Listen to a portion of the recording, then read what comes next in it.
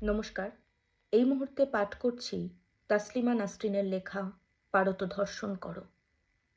আর ধর্ষিতা হয়ো না, আর না, আর যেন কোনো দুঃসংবাদ কোথাও না শুনি যে তোমাকে ধর্ষণ করেছে কোনো এক হারামজাদা বা কোনো হারামজাদার দল।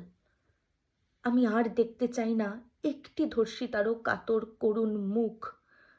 আর দেখতে চাই না পুরুষের পত্রিকায় পুরুষ সাংবাদিকের লেখা সংবাদ পড়তে পড়তে পুরুষ পাঠকের মনে মনে ধর্ষণ করা ধর্ষিতাকে।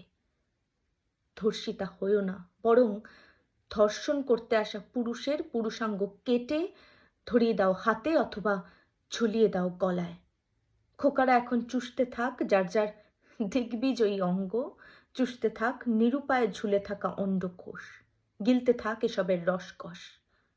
ধর্ষিতা হইও না, পারো তো পুরুষকে পদানত করো, পরাভূত করো, পতিত করো, পয়মাল করো, পারো তো ধর্ষণ করো, পারো তো ওদের পুরুষত্ব নষ্ট করো। লোকে বলবে ছি ছি, বলুক।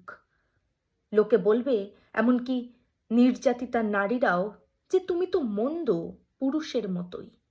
বলুক, বলুক যে এ তো কোনো সমাধান নয়। বলুক যে তুমি তো তবে ভালো নও।